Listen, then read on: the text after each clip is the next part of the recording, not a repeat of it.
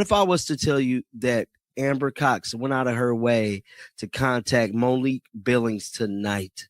Yes, because news is all over the freaking internet that Amber Cox and the Indiana Fever has contacted Monique Billings, and they have been in. The list he is holding has now become real.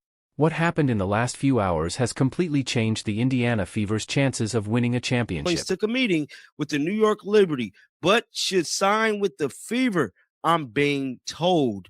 Now, this is major news because what did I tell y'all earlier? I said when it comes to these players, they're going to do everything in their power. The New York Liberty are the defending champions with a strong, experienced roster and a winning history. But Monique Billings chose to leave them and sign with the Indiana Fever instead. So the question is, what does the Fever offer that the Liberty don't? We all remember Odyssey Sims break out during the playoffs. Bald, looked like a superstar. This is probably the best fans has ever seen Odyssey Sims. You want to know why she balled out like that? I can tell you why she balled out like that. It's because she had an Indiana. Odyssey Sims averaged 14 points and 4 assists in the playoffs while playing for the Fever. Before that, when she was with other teams, she never reached those kinds of numbers in the playoffs. That doesn't seem like a coincidence. I'm not here to say that she won't, but I'm definitely not here to say that she will. But this right here, this Monique Billings news is hotter than fish grease, because if she's meeting with the New York Liberty, and we know the New York Liberty like that, man, they resumes speak for themselves. But if she planned on signing with the Fever, do you guys know how profound this is? I mean, like, no one's seen this coming. No one's seen Monique Billings signing to the Fever. This Monique Billings signing is different from most free agency moves. The Indiana Fever didn't just spend money randomly, they looked at what went wrong in their playoff loss and tried to fix it directly. In the series against Connecticut, Natasha Howard seemed confused by Caitlin Clark's outlet passes, leading to turnovers and players being out of position while Clark made good passes into open space. This wasn't about lack of talent, but about poor coordination and awareness on the court.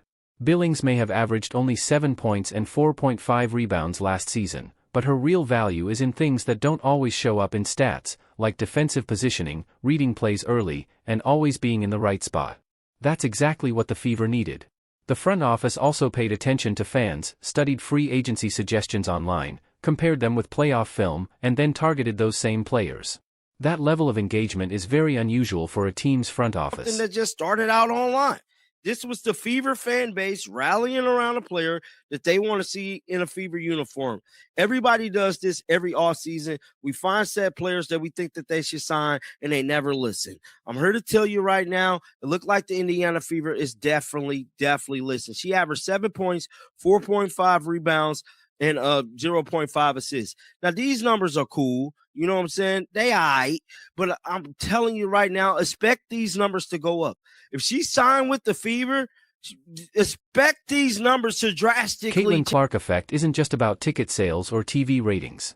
It has also turned the Indiana Fever into a team players actually want to join. When Monique Billings looked at her options, New York offered a stable, proven championship system. But Indiana offered something different and maybe even more powerful, the chance to help build something new and historic. The Fever already drew huge crowds all season, and their playoff games felt like finals-level atmospheres. The attention around Caitlin Clark follows her everywhere, and for a player like Billings, who has been solid but not always in the spotlight, that's very appealing. In New York, she would just be a role player on a championship team. In Indiana, she could become a key name in a rising story if the team succeeds. Odyssey Sims already showed how that can work, having the best playoff run of her career with the Fever, getting more exposure, highlights, and national attention. Billings saw that happen and understood the opportunity. I mean, she's the forward that they're looking for. We talked about that earlier on the live, how they needed a bona fide forward. somebody that could come in and do their job. Not only just do their job, know where they're supposed to be.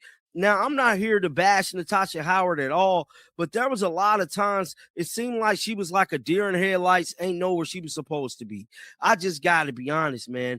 Caitlin Clark was dishing out passes. It was causing turnovers. A lot of these players that they brought in really didn't seem like 7 points and 4 rebounds don't fully show her impact. Those were Phoenix Mercury numbers in a system that didn't really use her strengths. But if you put Billings in Indiana's fast-paced system with Caitlin Clark creating chances, those numbers could look very different. Clark averaged 8.4 assists per game, leading all rookies and ranking 5th in the entire WNBA. She might have led the whole league if her teammates had better hands and were in better positions, because many potential assists turned into turnovers. Billings helps fix that issue because she has experience in systems that demand timing and good court awareness.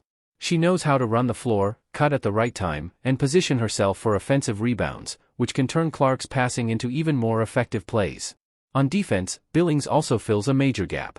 The Fever gave up too many easy points in the paint during the playoffs because their help defense was often late or out of position.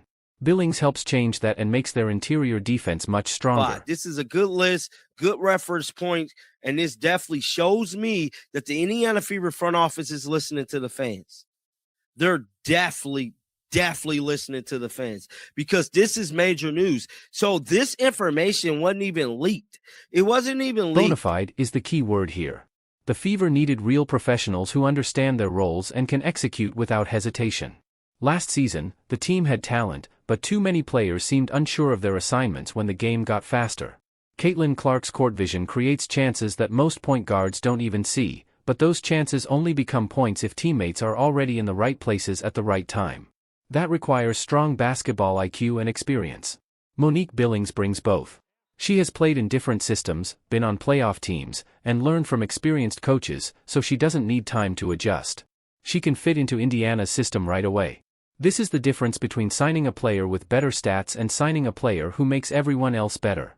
Billings may not always put up big numbers, but she can help Aaliyah Boston play more effectively, give Kelsey Mitchell better scoring chances, and help unlock Caitlin Clark's full passing potential.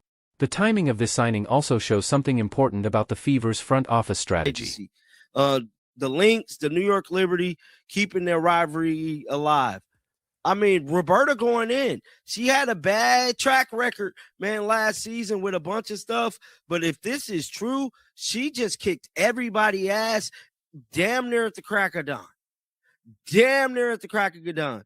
And she said, forgiven by CCFC. Roberta is working late into the night, and news is leaking before anything is officially announced. That's not normal for WNBA free agency, where teams usually keep everything private until deals are done. But in this case, the Fever allowed the news about Monique Billings to come out early, and that seems intentional. They want other free agents to see that Billings chose Indiana over New York.